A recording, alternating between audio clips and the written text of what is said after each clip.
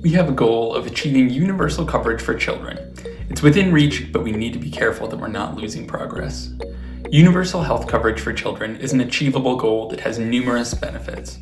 Coverage, whether it's public or private, increases children's access to care and helps them become healthy and productive as they grow. As challenging as the pandemic and its economic fallout have been, the magnitude of this crisis offers us a rare opportunity to shine a spotlight on the erosion of pediatric coverage that's been happening for years. Our goal is to offer solutions that will achieve and maintain consistent universal coverage for children and adolescents in the future. This is a critical piece of the 4 pillars PolicyLab has proposed as part of a national strategy to prioritize children's health. There are a number of challenges that we face in achieving universal coverage for children. In 2016, the number of uninsured children dropped below 5% for the first time ever, largely thanks to Medicaid and CHIP. Unfortunately, that number of uninsured children has been on the rise every year since. This reverses decades of progress that we've made. The pandemic and economic crisis have given a new urgency to the issue of children's coverage. By the end of 2020, Medicaid and CHIP enrollment were up 6.1% nationwide compared to just before the pandemic. For all of the children who did newly access the public insurance programs, we also need to be thinking about those children who still need coverage from public insurance, but who don't qualify where they live.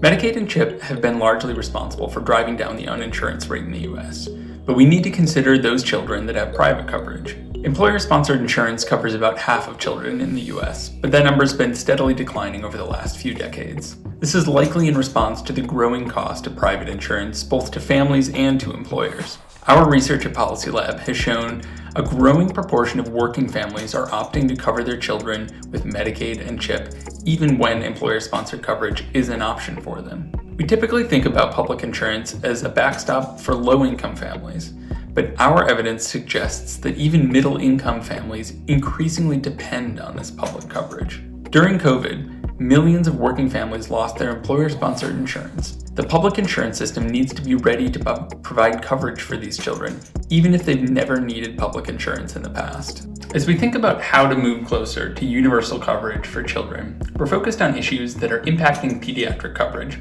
such as states' policies related to continuous eligibility and making sure that families have easy and consistent access to applications for public insurance. We also have our eye on long-term structural changes, such as policies that would allow employers to buy public insurance coverage for the children of their employees, or the new administration's interest in introducing a public option to the health insurance market. It's important to take a step back and think about, why do we want to make sure that kids have adequate and affordable coverage? Kids with health insurance are more likely to report a usual source of care and are less likely to have unmet medical needs. There's a lot of long-term benefits to Medicaid and CHIP enrollment as well. Gaining Medicaid coverage early in life is linked to increased high school graduation rates, fewer chronic diseases in adulthood, and higher adult income.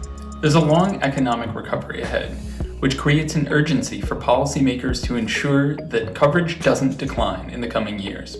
As we set the policy agenda for a post-pandemic economic recovery, we must acknowledge that incremental approaches on their own will not be enough to respond to the unprecedented challenges that our nation now faces. New, bolder approaches will be necessary to prevent an erosion of children's coverage and lead us towards achieving universal and affordable coverage for all children in the years ahead.